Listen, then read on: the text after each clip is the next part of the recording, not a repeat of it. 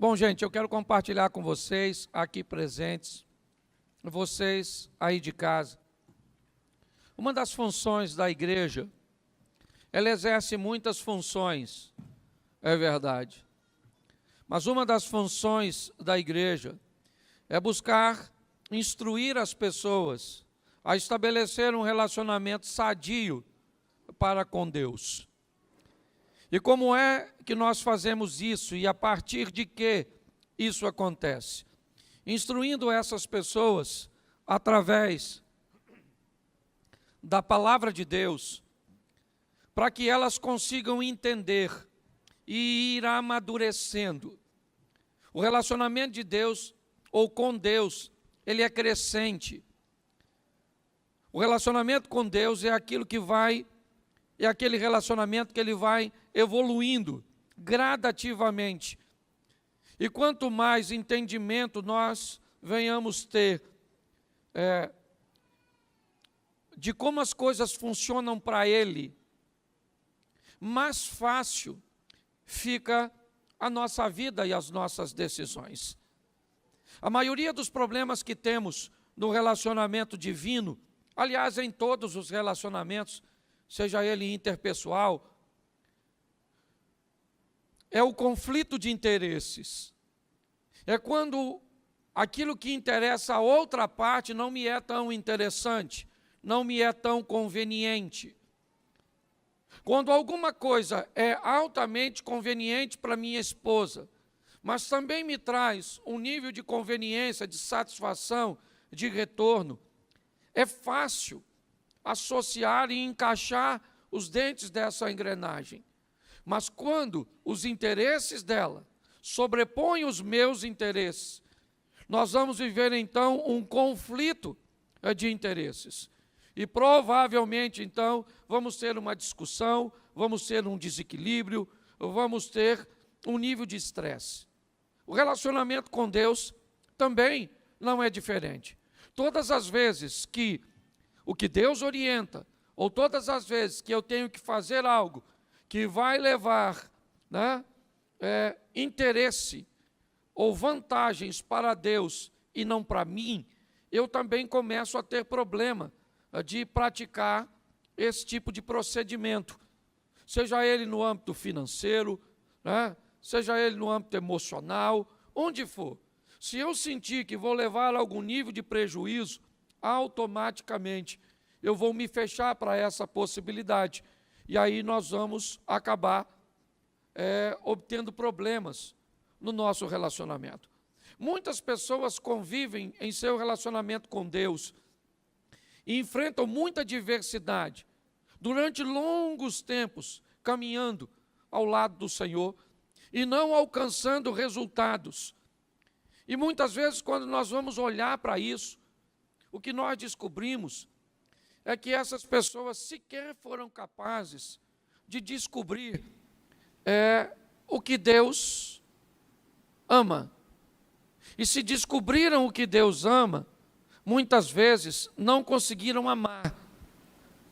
Eu digo aqui que amar a Deus é fácil, o difícil é amar aquilo que Ele ama. Esse é o grande desafio nosso. Então eu quero falar um pouco com vocês nesse dia que estamos aí, 13h30 de oração, e o tema da minha mensagem é Venha o Teu Reino. Eu quero mostrar a você que a proposta bíblica, antes de ir para o céu, é trazer o céu para a terra. Antes de chegarmos lá, é trazer lá para cá. É adoçarmos os lábios das pessoas com um estilo de vida, com uma proposta divina que vai trazer para mim e para você bem-estar, satisfação e muitas vezes, é verdade, conflitos. E como é que nós vamos adquirir essa intimidade? Através da oração. Pois Deus tem muitas maneiras de falar conosco. Muitas maneiras ou por muitos meios, Deus pode falar conosco. Ele pode falar conosco por sonhos, Ele pode falar conosco por mensagens, por pregações, Ele pode falar conosco por canções, Ele pode falar conosco pela memória, pelas lembranças que temos. Ele pode falar conosco por textos. Então, a maneira que Deus pode falar conosco, ela é muito variada. Mas nós, basicamente, só temos uma maneira de falar com Deus. E que maneira é essa? A oração. É apenas através da oração que nós vamos falar com Deus. E podemos orar de duas formas. Nós podemos orar com as nossas palavras e podemos orar com os nossos pensamentos. Se palavras fosse o único meio de alguém se relacionar com Deus, como ficaria a vida espiritual de um mudo, que não tem como emitir, certo? Uma palavra. Então, nós também, muitas vezes, estamos em ambientes cujos quais entramos em oração e não pronunciamos nenhuma palavra. O texto diz que quando Ana está orando em Siló, o sacerdote olha para ela. Seu lábio se movia, mas palavra nenhuma saía de sua boca. Naquele momento, a mente de Ana estava falando com Deus. Estava apresentando a Deus as suas causas. Então, se é através da oração, é muito importante nós entendermos, e eu preciso gastar um tempo mostrando isso para a igreja, porque me parece que tem muita gente que acaba achando Deus não está me ouvindo, eu estou fazendo alguma coisa de errado, porque é que eu não obtenho os resultados que eu quero através da oração, aplicando textos isoladamente em sua vida de oração. E quando isso começa a acontecer, inevitavelmente nós somos seres humanos. Nós vamos começar a questionar se nada acontecer. Nós vamos começar a duvidar, mesmo apesar de tudo aquilo que temos vivido até hoje, na presença de Deus, basta as coisas ficarem por um tempo maior, um pouco difíceis, que nós já começamos a questionar, nós que temos experiências. Imaginem quem não tem. Então, quando olhamos para isso, eu quero mostrar a vocês alguns tipos de oração. A primeira oração é aquela que nós fazemos por ações de graça, e ela está no Salmo 92. Quando nós olhamos, vai colocar aqui, Salmo 92. Como é bom render graças ao Senhor e cantar louvores ao teu nome, ó Altíssimo. Anunciar de manhã o teu amor leal e de noite a tua fidelidade. Só 5 versículos. Ao som da lira de 10 cordas e da citara e da melodia de harpa. Tu me alegras, Senhor, com os teus feitos. As obras de tuas mãos levam-me a cantar de alegria. Como são grandes as tuas obras, Senhor. Como são profundos os teus propósitos. Preste atenção, isso é uma oração. O indivíduo que está fazendo isso, o que ele está fazendo? Ele está rendendo graças. Ele está agradecendo a Deus por tudo aquilo que Deus tem feito. É um tipo de oração. Muitas vezes imaginamos que todos que estão na igreja estão aqui apenas para pedir ou para interceder, e eu já vou falar dessas orações. Mas quantos hoje, neste lugar, estão aqui rendendo graças a Deus por tudo aquilo que tem feito? Hoje você não tem nenhuma necessidade para pedir, hoje você não tem ninguém para interceder, e você está aqui só em ação de graças. Levante a mão, por favor. Aí tem um grupinho, louvado seja Deus. Nós também temos o segundo modelo e tipo de oração, que é o Salmo 20, coloca para mim, o Salmo 20, ele é um modelo intercessório, que o Senhor te responda. Note que o indivíduo que está orando, ele está orando por alguém, ele está intercedendo por alguém, que o Senhor te responda no tempo da angústia, o nome do Deus de Jacó te proteja, do santuário te envie auxílio, e de Sião te dê apoio. Lembra-se de todas as tuas ofertas e aceite os teus holocaustos. conceda-te o desejo do teu coração e leve a efeito todos os teus planos. Verso 5. Saudaremos a tua vitória com gritos de alegria e ergueremos as nossas bandeiras em nome do Senhor, em nome do nosso Deus. Certo? Que o Senhor atenda a todos os teus. Preste atenção que também é outro tipo de oração. É aquele indivíduo que vem para a igreja para pedir por alguém que não pôde vir, por uma situação daquele que não pode estar presente, para que Deus venha agir lá no leito de hospital, lá na porta do boteco, lá nos braços, certo, de uma adúltera, para que Deus entre com providência. É aquela oração que nós fazemos para interceder por alguém, não tem a ver conosco. Esse também é um tipo de oração. Só para entender, tem alguém aqui hoje que veio a este culto porque alguém seu precisa de um milagre e você veio para um ambiente de intercessão? Levante a mão. Aí, nós temos outro grupo. Dá para ver que no meio ele é bem eclético. Nós temos também a oração de confissão. Salmo 32, eu peguei só 5 versículos de cada salmo. Mas para entendermos isso, ó, como é feliz quem tem suas transgressões perdoadas e seus pecados apagados. Como é feliz aquele a quem o Senhor não atribui culpa e em quem não há hipocrisia. Enquanto eu mantinha escondidos os meus pecados, o meu corpo definhava de tanto gemer. Pois dia e noite a tua mão pesava sobre mim, minhas forças foram se esgotando como em tempo de seca. Verso 5. Então reconheci diante de ti o meu pecado e não me encobri as minhas culpas. Eu disse, confessarei as minhas transgressões ao Senhor e tu perdoaste a culpa do meu pecado. Preste atenção, que esse é o terceiro modelo. Que modelo é esse, pastor? O modelo de confissão. É aquela oração que eu venho me derramar diante de Deus e venho dizer para Ele quem eu sou de verdade, e muitas vezes vocês não sabem o que existe no meu íntimo, o que existe no seu íntimo. E nós vamos nos apresentar a Deus, às vezes, né, com ações de graças para agradecer. Muito obrigado a Deus por tudo aquilo que o Senhor tem feito. Às vezes nós vamos interceder, Senhor, entra com providência, lá com Isaías, como eu acabei de pedir a vocês, que orassem pelo rapaz. Às vezes com uma oração de confissão, onde você não olha para ninguém, porque eu tenho aprendido uma coisa, gente, na presença de Deus não dá tempo de olhar para os outros.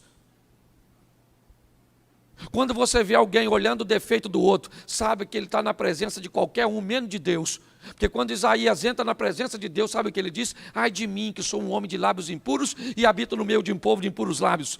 Quando você conversar com alguém que fala mal dos outros, pode ter certeza que o diabo está por perto. Quando você estiver perto de alguém que reconhece o defeito de alguém, mas está ali buscando levar a pessoa para o caminho, pode saber que o anjo do Senhor está pertinho, buscando ajudar. Então nós estamos aqui diante de uma oração de confissão, onde o indivíduo fala de quem ele é, que fala que confessou suas culpas. Eu separei 5 aqui, Salmo 113. Essa é aquela oração de adoração. Ó, louvem, ó servos do Senhor, louvem o nome do Senhor. Seja bendito o nome do Senhor desde agora e para sempre. Do nascente ao poente, seja louvado o nome do Senhor. Verso 4, o Senhor está exaltado acima de todas as nações, acima dos céus está a sua glória. Verso 5, quem é como o Senhor, o nosso Deus, que reina em seu trono nas alturas? Preste atenção, que isso é uma oração de quê? De adoração. É aquele dia que nós vamos adorar pelo que Ele é, não é porque Ele nos deu. Porque se Ele nos dá, Ele é Deus. Se Ele não dá, Ele é Deus. Se Ele fizer, Ele é Deus. Se não fizer, Ele é Deus. Se eu entendo, Ele é Deus. Se eu não entendo, Ele é Deus. Se está vivo, Ele é Deus. Se morreu, Ele é Deus. E aquela coisa, eu vou adorar e pronto. Isso também faz parte da nossa oração. E nós temos a mais comum, Salmo 54. Que não tem nada de errado, mas é a turma do pedir. Certo? Salva-me, ó Deus, pelo teu nome. Defende-me pelo teu poder. Sei que a maioria está nesse. Esse aí sou eu, pastor. Ouve a minha oração, ó Deus, e escuta as minhas palavras. Estrangeiros me atacam. Homens cruéis querem matar-me, homens que não se importam com Deus. Certamente, Deus é o meu auxílio, o Senhor que me sustém. Recai o mal sobre os meus inimigos, extermina-os por tua fidelidade. Essa é a oração da petição. Certo? É a turma que veio pedir. Não vou perguntar quantos são, porque sou pastor e aprendi uma coisa. Esse é o maior grupo. Preste atenção. Na minha opinião, todas as orações são ouvidas por Deus. Amém? Porque Ele é onisciente. Antes de nós falarmos, Ele já sabe. Certo? E para mim, todas as orações são respondidas por Deus. Todas. Pastor, não concordo. Tem umas que Ele não responde. Por que não é resposta? Te ensinaram que Deus é uma vaquinha de presépio. E que você, Senhor, que se fizer assim, o povo vai embora. E aí nós começamos a usar a Bíblia de forma errada. Então, primeiro eu queria te dizer, de vez em quando chega na igreja para fazer uma oração de ações de graça. De vez em quando faça uma oração intercessória. De vez em quando confessa esses troços ruins. De vez em quando adora e de vez em quando pede. Balanceia o negócio. Então, na maioria das vezes, se não em todas, as orações são atendidas. Certo? Só que Deus também fala não. Poxa, pastor, não queria escutar isso. Pois é. Vê que hoje Deus fala não. Deus fala não, Deus fala não. Um tempo atrás, uma moça falou comigo, pastor, estou arrumando um namorado aí, e o homem já está difícil, e eu estou na idade avançada, nunca dei sorte com relacionamento, eu queria que o senhor orasse aí, para me ajudar nesse negócio, para ver se é de Deus. Eu olhei para ela de uma forma muito simples e disse, minha irmã, está preparado para ouvir o não? Ela falou, o senhor nem orou ainda? Não, mas eu preciso saber se Deus falar não. Se você vai deixar ele, porque senão nem adianta orar. Eu vou orar depois, você vai caminhar do mesmo jeito. Esse dia eu sentei com um casal e falei para o casal assim, ó, não casa, porque o divórcio de vocês vai ser mais prejudicial do que vocês imaginam. O que é que eles fizeram? Me convidaram? Porque virei inimigo. Isso não tem um ano. Eles estão divorciados. Porque tem coisa, gente, que a pergunta não é se vai dar errado. O que vai dar errado a gente já sabe, é só quando. Às vezes a pessoa fala, pastor, vê aí onde é que eu errei. E eu examino a situação e eu descubro que eu tenho que tentar descobrir onde é que ele acertou. Porque ele errou foi quase tudo. Se tiver uma nota menor que 0, ele tirou. Então o que nós precisamos fazer é levar a vida mais a sério. O grande desafio das nossas orações é que quase 100% delas ou são intercessórias ou são de petições. Poucas vezes entramos por essas portas com um propósito único de adorar, de fazer ações de graças. E ainda temos um pouco de confissão, é verdade. Mas a grande maioria é sempre focada em interceder por alguém ou pedir para mim. E aí nós vamos nos deparar com aquilo que eu disse no começo. O que, pastor? Os conflitos de interesse. Então, para mim, você precisa saber algumas coisas que eu considero muito importantes. Mateus 18. Coloca para mim verso 19. Mateus 18, verso 19. Também, não abra na Bíblia não. Olha para aqui, por favor. Também digo que, se 2 de vocês concordarem na terra em qualquer assunto sobre o qual pedirem, isso será feito a vocês por meu Pai que está nos... Preste atenção nesse texto. Cuidado para você não isolar isso e pegar isso aqui como verdade absoluta. Aprenda que texto sem contexto pode levar você para o buraco. Preste atenção em Marcos 9,18. E não esqueça desse texto não. Mas preste atenção, Marcos 9. Onde quer que o apanha, joga-o no chão, ele espuma pela boca, range os dentes e fica rígido. Pedi aos teus discípulos que expulsassem o espírito, mas eles não conseguiram. Preste atenção, 2 discípulos estão voltando com Jesus do monte. Este homem pega o filho dele e leva para 10 dos discípulos de Jesus orarem. Não foram 2, lembra do texto anterior? Onde 2 estiverem reunidos e tudo que pedirem, lembra? Só que o texto diz que tem 10 camaradas orando para o demônio sair deste garoto. E o pai do menino diz: eu trouxe para o senhor não estava, eu apresentei seus 10 discípulos, eles oraram pelo menino e o demônio não. Presta atenção, tinha mais de 2.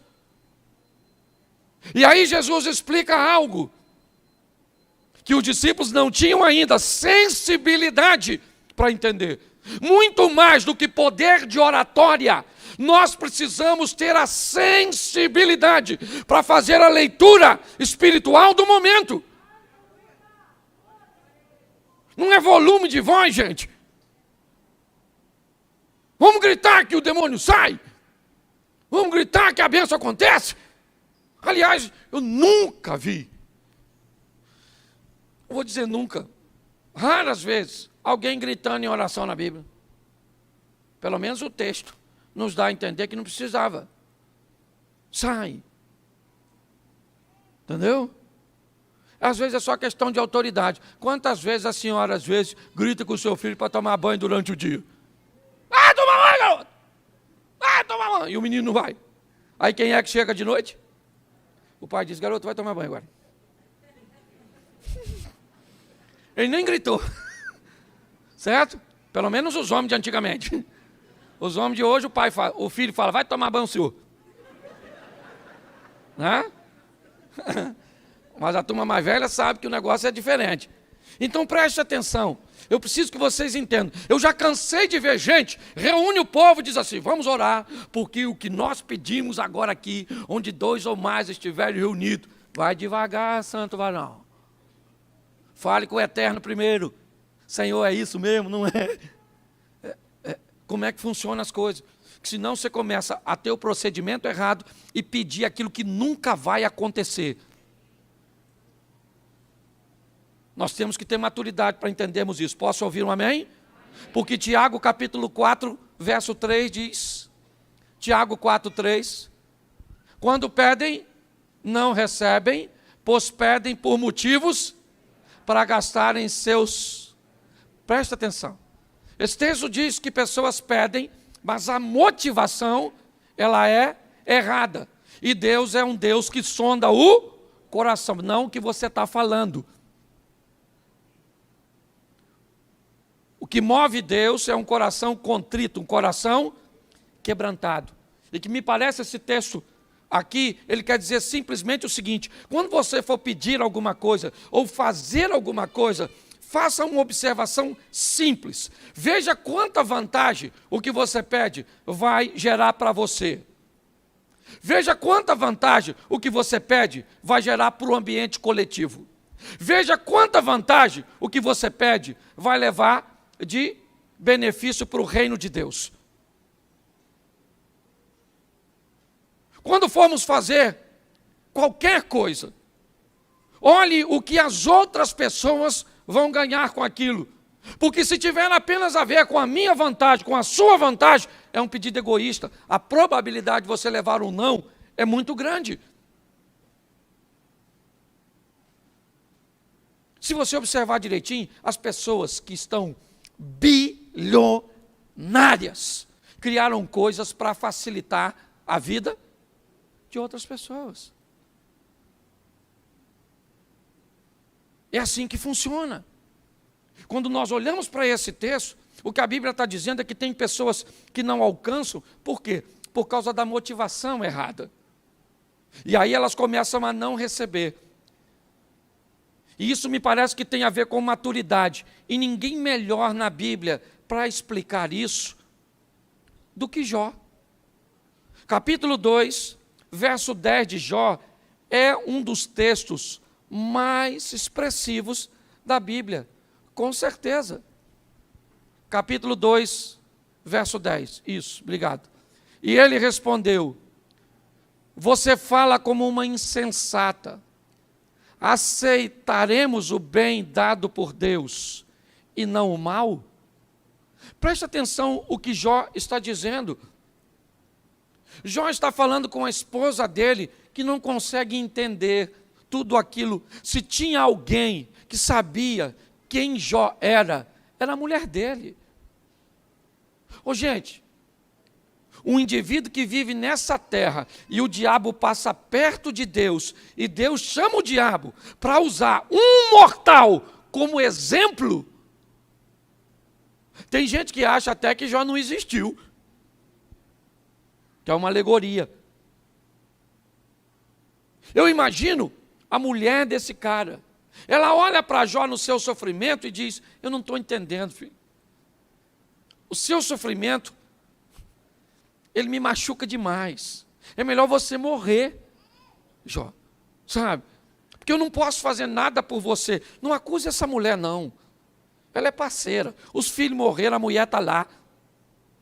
Os bens materiais foram embora, a dona está lá. O cara ficou doente, a dona está lá. E quer meter um malho na dona? Conheço gente que o filho morreu, a mulher foi embora. Perdeu dinheiro, estou vazando. Ficou doente, bota no asilo. Cuidador, e vou para a pista. É isso que ela está falando.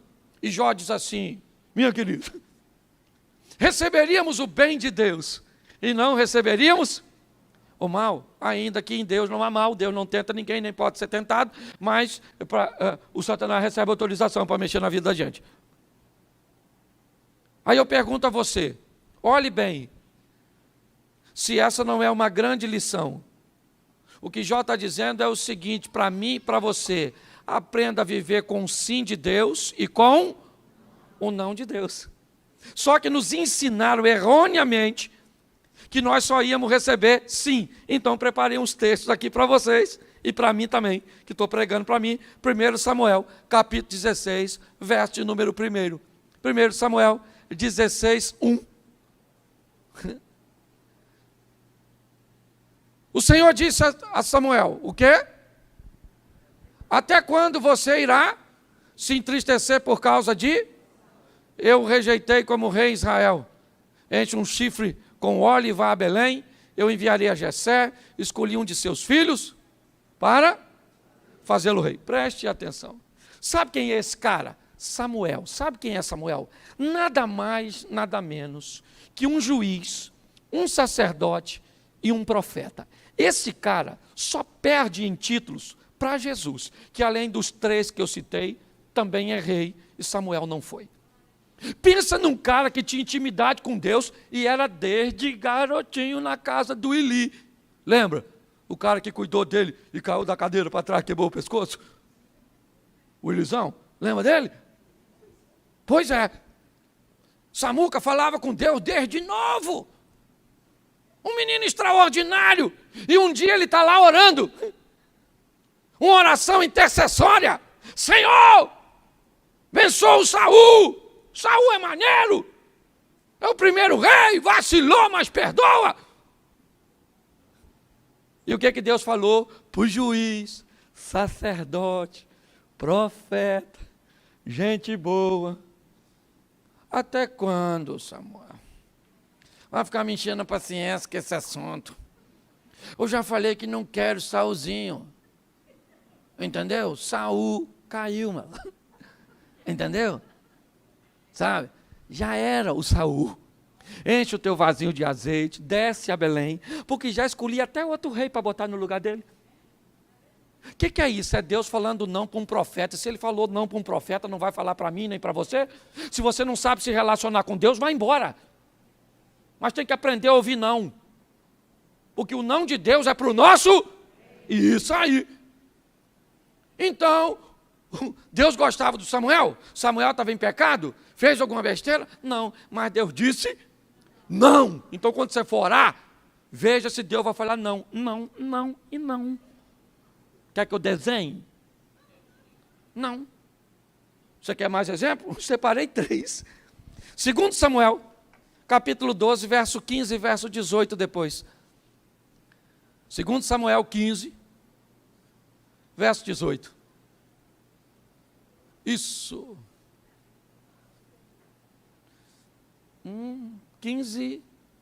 12, 15, perdão. 2 Samuel 12, 15. Isso.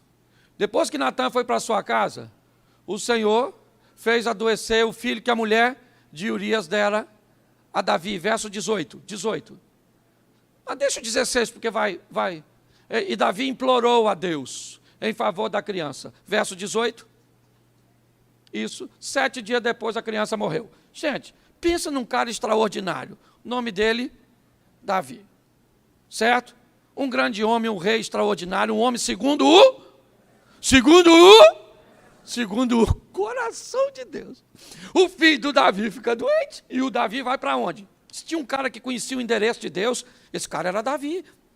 Lá vai Davi, Senhor, meu filhinho, Senhor, eu vacilei com a Batseba aí, poxa.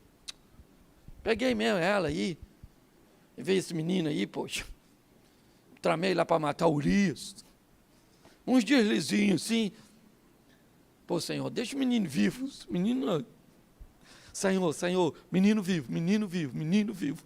7 dias. Ele não come e não toma banho. 7 dias. 7 dias depois, Deus respondeu a Davi. E qual foi a resposta? Não. O menino já bateu a caçuleta. Partiu dessa para melhor. Juntou as canelas. Mas Deus não ouviu Davi? Ouviu, claro que ouviu. Só falou, não vou, acabou. Você está entendendo? Tem oração que parece que a gente não quer escutar. Quando nós vamos orar por um parente nosso que a gente não está afim que morra, mas Deus está afim que morre. Por que o senhor está afim? Porque eu estou. Entendeu? É porque ele não fala com a gente assim, que ele tem educação. Por que vai morrer? Porque eu quero. O dono dessa jossa aqui sou eu. Porque tem gente que parece que é Deus. Ah, Senhor, eu vou aí andar na igreja, mas cuidado com o que o senhor vai falar comigo, hein? Senão eu vou embora, o senhor vai ver só, o senhor fica sem mim. Nossa, que prejuízo que Deus levou. Você está rindo, mas é sério. E você quer ver o absurdo dos absurdos? Mateus 26, 39.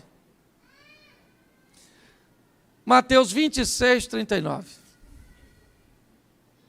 Indo um pouco mais adiante, prostrou-se com o rosto em terra e orou. Meu Pai, se for possível, afasta de mim este cálice. Sabe quem é esse? Orando. E o que ele falou? Pai, isso aí é a minha tradução. A chapa aqui está quente. Mano. Os caras estão indo para a reta final. Os malucos aqui lideram, né? Esse quadrilha lá no Rio de Janeiro. Os caras perigosíssimos. Eles vão me matar. Então, vamos aqui, Fá. Se der aí, pai. Eu queria morrer assim, não. Poxa. Mas a intimidade era tão grande que a resposta já veio no meio da oração. Ele falou, mas contudo, já que a resposta é essa mesmo, né? Então cumpra assim mesmo, né? Vamos embora. Se não dá, deixa desse jeito. Você sabe quem ouviu a negatividade de Deus? O próprio Jesus.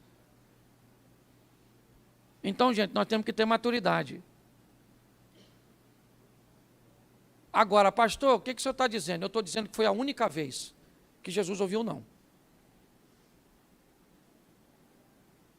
Nas outras orações ele chegou a dizer, eu só estou clamando ao Senhor, e eu sei que o Senhor sempre me ouve. Ele mesmo disse. Eu sei que o Senhor sempre me ouve. E Ele está ouvindo do mesmo jeito aqui. Só que, na maioria das vezes de Jesus, suas decisões que precediam a oração eram sempre assertivas. A maneira com que Ele conduzia a sua vida era uma maneira magistral. Então preste atenção, a maioria das coisas erradas que acontecem na nossa vida, ou as nossas orações, elas têm finalidade corretivas.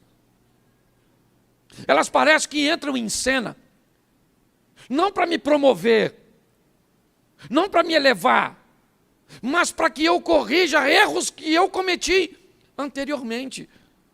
E é por isso que está assim de gente na igreja, canalizando mais forças para corrigir erros do passado do que para empreender negócios do futuro.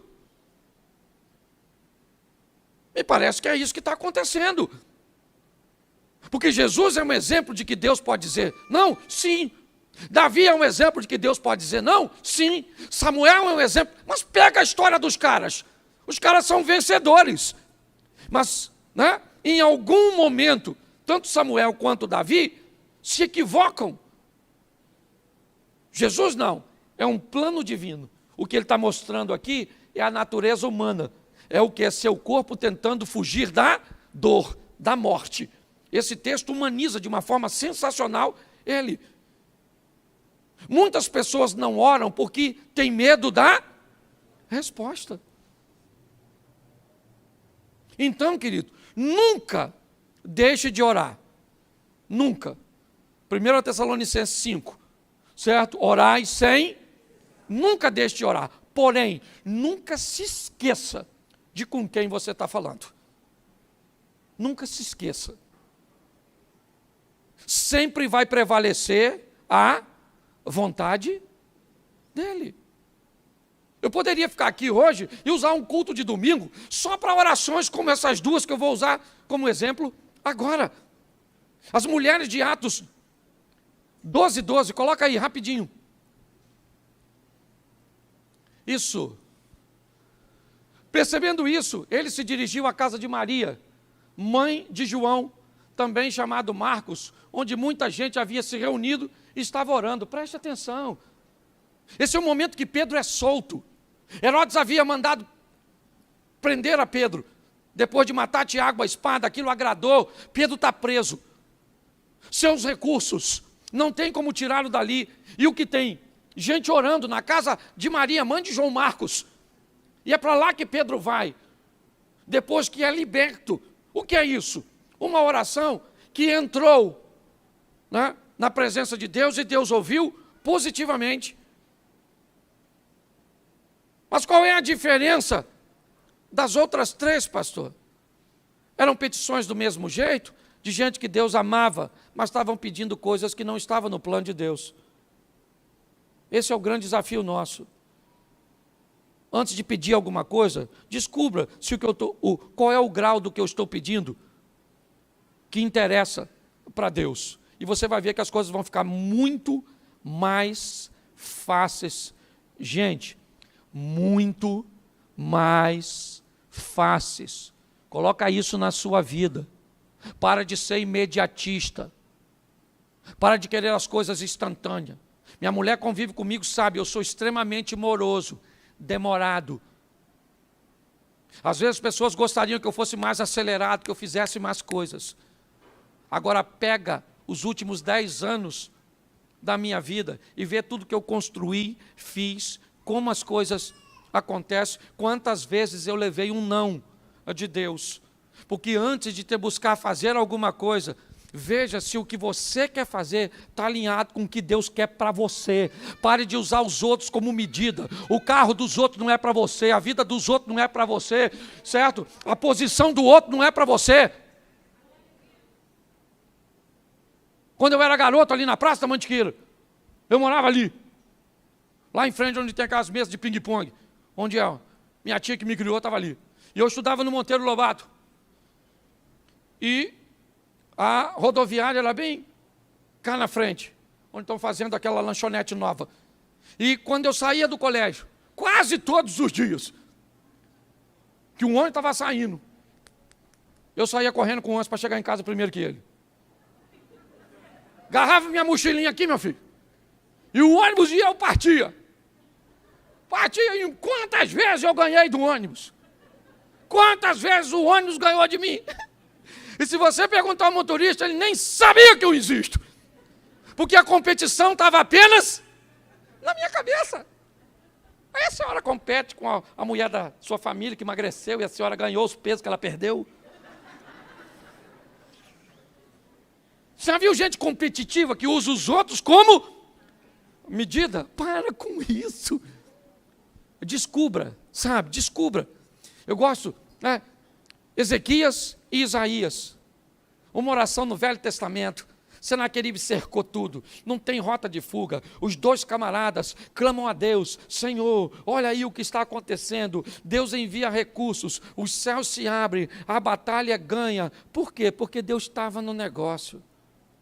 Gaste um pouco de tempo. Sabe quem vai abrir um negócio? O que faz quando é sério? Quando alguém é sério e quer abrir um negócio, ele estuda o mercado no local onde ele quer abrir. A potencialização do produto que ele planeja vender. O preço médio que as pessoas que estão interessadas no seu produto são capazes de pagar. Porque às vezes o produto é bom, mas se for colocado no lugar errado, ele não vai ter sucesso. E aí parece que seu produto é ruim. E às vezes ele não é ruim, ele apenas está no lugar errado. Mas sabe o que as pessoas imaturas fazem? Mergulham de cabeça. E quando vai ver, quebram em lugares com coisas que poderiam prosperar. Reposicione-se, porque eu termino aqui. Ninguém melhor do que Jesus para dizer qual é a oração. O Pai Nosso não é uma oração para ser repetida.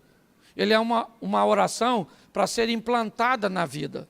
Repetir o Pai Nosso não é nada. O segredo do Pai Nosso é entender que não é eu vou para o teu reino, é venha o teu reino. O segredo do Pai Nosso é entender que o Pai e o pão são nossos, mas o reino e a vontade é dele. Que tem que ser santificado porque eu sou filho. Santificado seja o seu nome. Olha, Pai Nosso que estás, santificado seja o teu. Por quê? Porque eu sou filho. Sabe a santificação que diz no começo? É a tentação sendo vencida. Lá no final. Sabe qual é o problema, igreja? É que nos ensinaram apenas a ir para o céu. Pastor, o senhor acha isso pouco? Não. Eu só acho que quem aceitou apenas a proposta de ir para o céu só pegou 50% da mensagem. Esqueceu os outros 50%. Sem dúvida nenhuma, a parte mais importante é a vida eterna. Buscai primeiro o reino de Deus e a sua justiça. Mas as demais coisas vos serão. A preocupação de Deus sempre foi essa. Alguém que o ímpio, que o pecador, que o sofrido possa olhar e dizer: esse estilo de vida eu gostaria para mim. Por muito tempo vivemos num ambiente compensatório. Se você não usa isso, se você não faz isso, se você não vai ali, aí você entra no céu. Não me ensinaram, quando eu me converti, a trazer o céu para a terra. Eu fui ouvir, com 15 anos de convertido, que Jesus era um colono, que saiu do céu para colonizar a terra, como os portugueses deixaram Portugal para colonizar o Brasil. Nós falamos a língua por influência deles.